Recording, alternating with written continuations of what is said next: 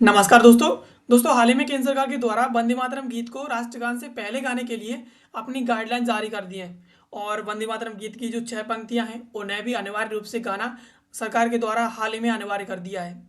अब जैसे ही सरकार के द्वारा इस गीत को पूरी तरीके से गाना अनिवार्य किया, वैसे ही मुस्लिम पर्सनल लॉ बोर्ड के जो अध्यक्ष हैं उनके द्वारा इस पर आपत्ति जाहिर की गई कि ये जो बाकी वंदे मातरम गीत की बाकी जो पंक्तियां हैं वो कहीं ना कहीं मुसलमान हैं उनकी जो धार्मिक भावना है और एकैसरवाद की जो भावना है उसे कहीं ना कहीं आहत करती है।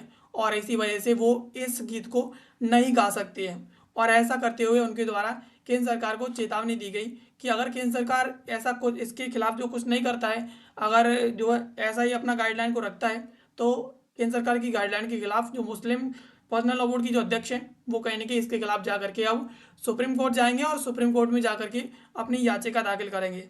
तो चलिए आज के इस वीडियो में समझते हैं कि वंदे मातरम जो गीत है उसका विवाद क्या है और इसके अलावा इसकी वर्तमान स्थिति क्या है और इसकी ऐतिहासिक पृष्ठभूमि कैसी रही है। आखिरकार ये गीत है वो इतना विवादों में क्यों रहा है, आखिर इसकी दो ही पंक्तियां क्यों गाई जाती हैं, इन सब सवालों के बारे में चलिए विस्तार से समझ लेते हैं। तो केंद्र सरकार ने वंदे मातरम गीत के सभी 6 जो अंतर हैं उन्हें अनिवार्य रूप से गाए जाने के संबंध में प्रोटोकॉल और आदेश जारी किया है। आमतौर पर ऐसे आदेश सो के पीछे सरकार का तर्क रहता है कि राष्ट्रभक्ति की भावना को सुदृढ़ करना और इसके अलावा राष्ट्रगीत का जो पूर्ण स्वरूप है उसे सम्मान देना होता है। और इसके अलावा सरकार का मानना है कि गीत की मूल संरचना को पूरा गाना देश के प्रति सम्मान का प्रतीक है। यानी केंद्र सरकार के द्वारा इस गीत को गाए जाने के पीछे पूरा गाए जाने के पीछे यहाँ पर कारण बताएं कि ये कहने की राष्ट्र की भावना का सुदृढ़ है, उसे एक सुदृढ़ सुदृढ़ करना है। इसके अलावा इसके पूर्ण रूप को सम्मान देना है। और ये गीत कहीं ना कहीं अगर पूरा गाया जाएगा तो कहीं ना कहीं ये राष्ट्र का जो पूरा देश है उसका सम्मान करता है। और ऐसा करते हुए केंद्र सरकार के द्वारा ये जो प्रोटोकॉल्स हैं वो जारी कर दी। अब जैसे ही प्रोटोकॉल जारी करी तो यहाँ पर ऑल इंडिया जो मुस्लिम पर्सनल लॉ बोर्ड है, AIMPBL इसके द्वारा इसे असंवैधानिक करार दिया। और असंवैधानिक करार देने के पीछे इनके द्वारा कहा गया कि ये कहने की उनकी जो धार्मिक स्वतंत्रता है जो उन्हें अनुच्छेद 25 के तहत मिली हुई है उसका उल्लंघन करता है। और ऐसा कहते हुए उनके द्वारा चेतावनी दी गई कि अगर सरकार के द्वारा अपना आदेश वापस नहीं लिया गया तो वो न्यायालय यानी सुप्रीम कोर्ट का रुख करेंगे। यानी जो मुस्लिम पर्सनल लॉ बोर्ड की जो अध्यक्ष है वो अगर केंद्र सरकार अपने आदेश को वापस नहीं लेती है तो वो न्यायालय में जाएंगे और न्यायालय में जा करके इस आदेश के खिलाफ याचिका दाखिल करेंगे और फिर अपनी मांग रखेंगे। और मुस्लिम पर्सनल लॉ बोर्ड और जामियत की आपत्ति के मुख्य कारणों की बात करें तो मुस्लिम पर्सनल लॉ बोर्ड और जो मुस्लिम संगठन है उनकी आपत्ति के पीछे मुख्य 2 कारण हैं। पहला इसमें बताया गया कि इस्लाम में जो तौहीद यानी एकैसरवाद की जो मान्यता है उसके अनुसार केवल अल्लाह की इबादत की जा सकती है। और वंदे मातरम के बाद के जो अंतर है वो मातृभूमि की तुलना सीधी देवी दुर्गा और इसके अलावा लक्ष्मी से की गई है। और मुस्लिम विद्वानों का तर्क है कि वे देश से तो प्यार करते हैं, देश की वंदना करते हैं, लेकिन वो उसकी पूजा या फिर उसकी इबादत मुस्लिम धर्म या ग्रंथों के अनुसार नहीं कर सकते। यानी मुस्लिम जो विद्वान है उनका कहना है कि वो जिस प्रकार से मुस्लिम धर्म में एकैसरवाद की भावना है तो वो सिर्फ और सिर्फ अपने अल्लाह की इबादत करेंगे, उन्हीं की जो है उपासना करेंगे, वो और किसी की उपासना नहीं करेंगे। और इसके अलावा वंदे मातरम गीत की जो बाकी पंक्तियां हैं वो कहीं ना कहीं जो हिंदू धर्म है उसकी देवी देवता है उनको सीधा कंसिडर करता है। और जो है सीधा का सीधा जो देश है उसकी तुलना मातृभूमि की तुलना देवी दुर्गा या फिर लक्ष्मी से करता है। और वो ऐसा नहीं कर सकते कि वो किसी दूसरे धर्म की जो है उपासना करें या दूसरे धर्म के देवी देवताओं की पूजा करें, वो ऐसा नहीं कर सकते हैं। ऐसा कहते हुए उनके द्वारा साफ तौर पर मना कर दिया। और इसके अलावा बोर्ड का कहना है कि एक धर्मनिरपेक्ष यानी सेकुलर देश में किसी भी एक धर्म की मान्यताओं या प्रतीकों को दूसरे धर्म के लोगों पर अनिवार्य रूप से थोपा जा सकता है, यानी थोपा नहीं जा सकता। इस प्रकार से उनके द्वारा कहा गया, यानी इनके द्वारा सीधे तौर पर कहा गया कि एक धर्मनिरपेक्ष राष्ट्र के अंदर एक धर्म की जो मान्यताएं हैं जो उनके पूजा पाठ है उन्हें किसी दूसरे धर्म की मान्यताओं या पूजा पाठों से ऊपर बढ़ा करके सभी पर जो है नहीं थोपा जा सकता। ऐसा कहते हुए इनके द्वारा इसे असंवैधानिक करार दिया। अब वंदे मातरम जो गीत है उसका वो पृष्ठभूमि कैसी रही है, शुरुआत से ही विवादित क्यों रहा है, तो यह गीत बंकिम चंद्र चट्टोपाध्याय के उपन्यास आनंद मठ 1882 से लिया गया है। और इसके विवाद के जो मुख्य बिंदु है वो कुछ इस प्रकार है। आनंद मठ उपन्यास सन्यासी विद्रोह की पृष्ठभूमि पर जो पूरी तरीके से आधारित है। और कुछ इतिहासकारों और आलोचकों का तर्क है कि उपन्यास के कुछ हिस्सों में मुस्लिम शासकों के प्रति कड़ा रुख जो दिखाया गया है, जिससे एक समुदाय विशेष रूप से उनके मन में इसको लेकर के संशय है। और इसके अलावा गीत के शुरुआत में जो दो पद हैं वो प्रकृति और इसके अलावा मातृभूमि की सुंदरता का वर्णन करते हैं, लेकिन इसके तीसरे पद से जो है हिंदू देवी देवता हैं उनका स्पष्ट रूप से उल्लेख होना शुरू हो जाता है। यानी यहाँ पर जो सबसे ज्यादा विवादित पृष्ठभूमि है वो आनंद मठ की है, क्योंकि आनंद मठ जो उपन्यास है उस उपन्यास में सन्यासी विद्रोह का पूरी तरीके से उसमें उल्लेख किया गया है। और उसमें मुस्लिम शासक हैं उनके प्रति कड़ा रुख अपनाया गया है, उन्हें पूरी तरीके से क्रिटिसाइज किया गया है।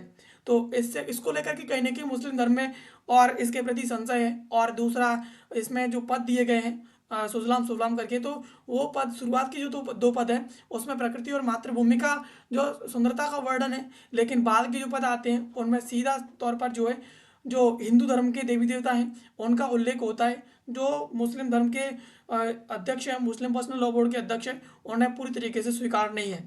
अब नेहरू के समय संशोधन और दो अंतरों का फॉर्मूला की बात करें कि ये शुरुआत से ही विवादित क्यों रहा है, शुरुआत से पूरा क्यों नहीं गाया गया है, तो स्वतंत्रता संग्राम के दौरान जब यह गीत राष्ट्रवाद का प्रतीक बना तब भी इसके हिस्सों पर मुस्लिम लीग ने आपत्ति जताई थी। यानी जैसे ही इसे राष्ट्रगीत का जो है दर्जा दिया गया तो जो मुस्लिम लीग है उसके द्वारा इस पर आपत्ति जताई गई थी। और 1937 का कांग्रेस प्रस्ताव 1937 में जवाहरलाल नेहरू, रविन्द्रनाथ टैगोर और इसके अलावा सुभाष चंद्र बोस की सलाह पर 1937 में ही कांग्रेस कार्य समिति ने एक महत्वपूर्ण निर्णय लिया था और इसमें संशोधन किया गया था।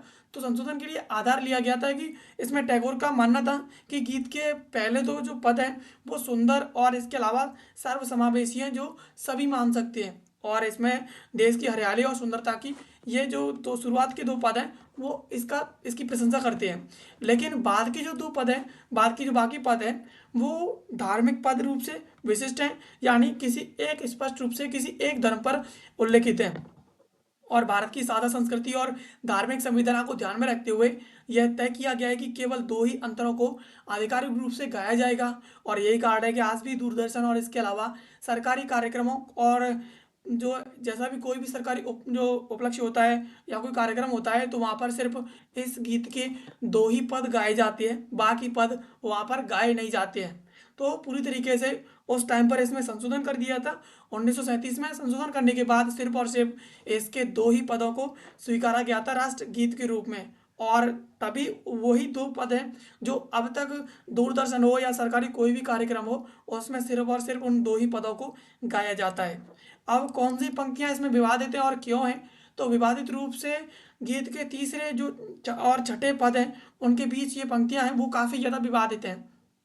विवादित पंक्ति के उदाहरण की बात करें तो त्वहीं दुर्गा 10 प्रहर धारिणी कमला कमल दल विहारिणी, इसका अर्थ है कि तुम ही 10 शास्त्रों वाली दुर्गा हो और तुम ही कमल फूलों के वन में विहार करने वाली लक्ष्मी हो।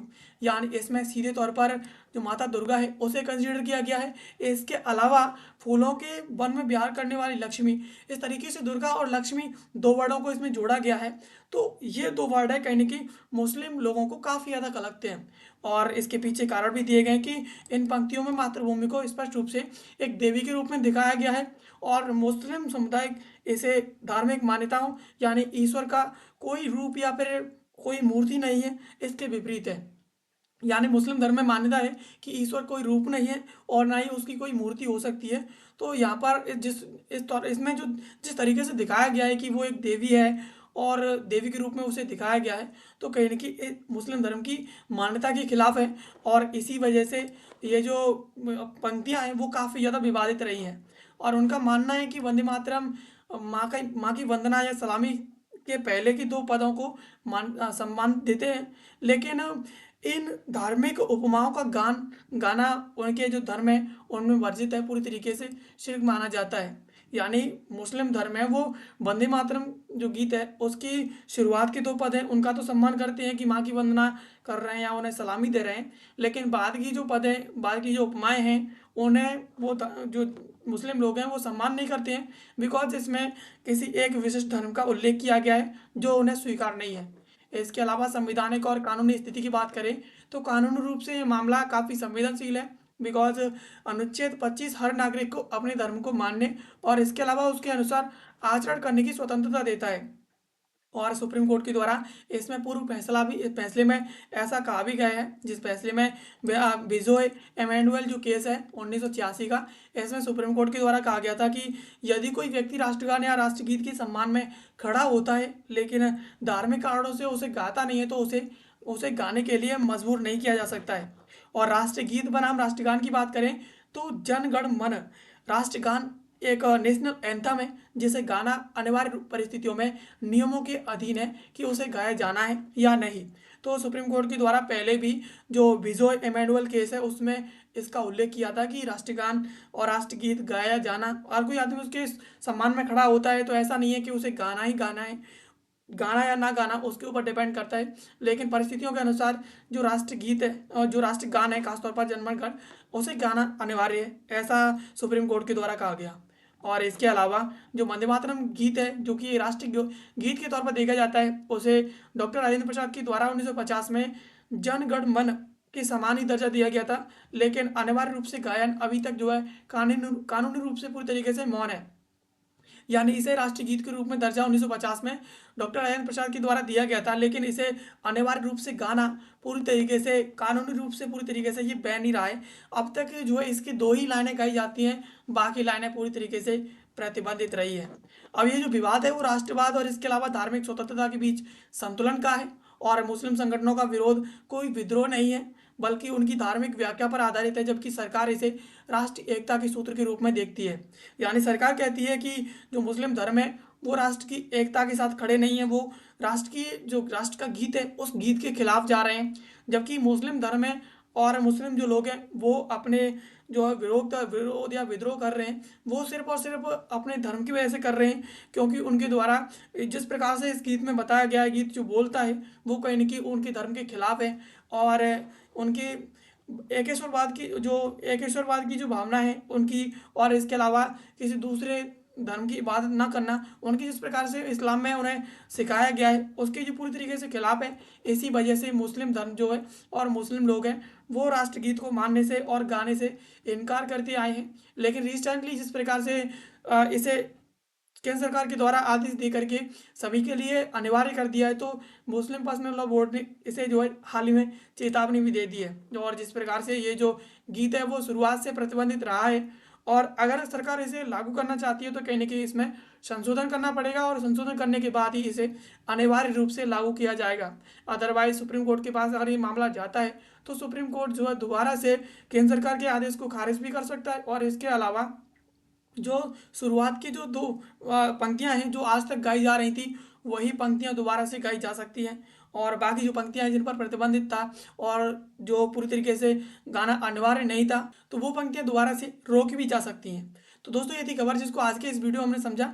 ऐसे वीडियोस के लिए आप हमें सब्सक्राइब कर लीजिए। मिलते हैं किसी अगले वीडियो में किसी नए और महत्वपूर्ण टॉपिक के साथ, तब तक के लिए आप सभी का बहुत बहुत धन्यवाद।